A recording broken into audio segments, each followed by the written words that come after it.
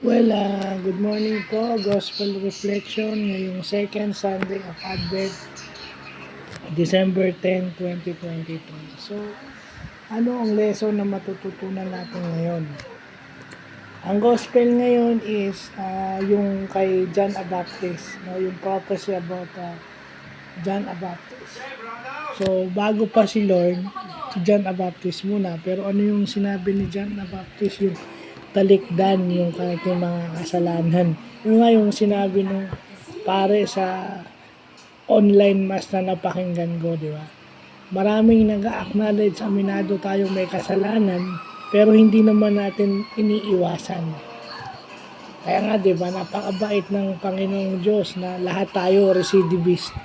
So, ano yung recidivist? Yung paulit-ulit na gumagawa ng kasalanan. Di ba? Lahat ng tao recidivist, kasama ako dyan. Yeah. Kasi may mga tao na nagsosorry, pero umuulit naman. Diba? May mga tao na nangaasar kahit alam nila na may history na sila ng tao, nag-aaway na sila ng tao dahil sa mga biro. Diba? May mga taong hindi makawala dun sa salitang biro, di ba? Iba-iba ang personality ng tao. So kung gusto mo talaga na maging kaibigan at makibagay sa iba, hindi ka dapat gagawa o hanggat maaari iiwasan mo yung mga na makakagalit o yung senaryo na may inis yung tao. Kasi may mga tao na yung sarili lang ang iniisip. Gusto lang nila masaya sila, pero ibang tao, yung mga inaano nila, nabubuisit. Di ba? Kasi meron sa mga tao na pag narinig nila yung salitang yun, insulto yun sa kanila. Kagaya sa akin. Di ba? Kaya bihira ako makipagbiruan.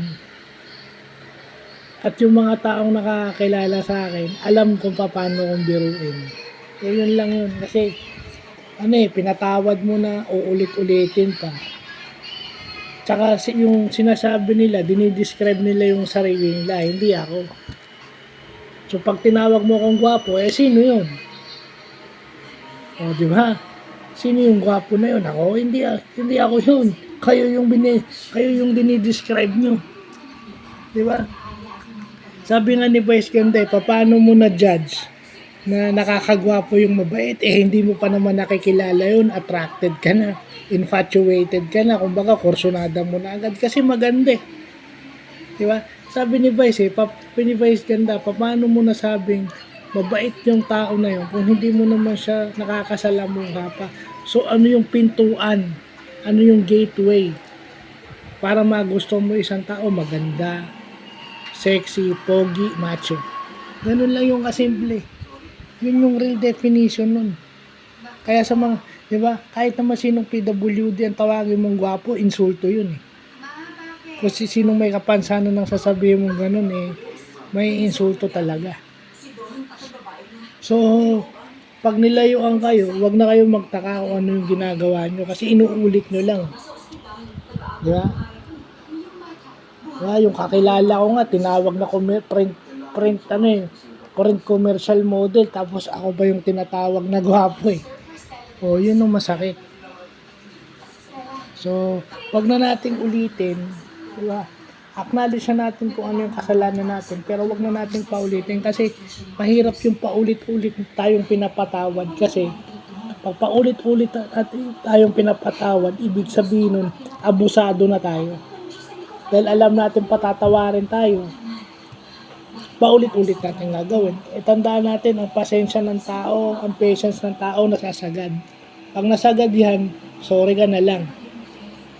Kagaya nung Katniel ngayon, di ba, paulit-ulit daw na nagloko to si Daniel. So, anong i-expect mo kay Catherine? Forever na martir. At ito si Daniel, forever na babaero. So, yun lang po.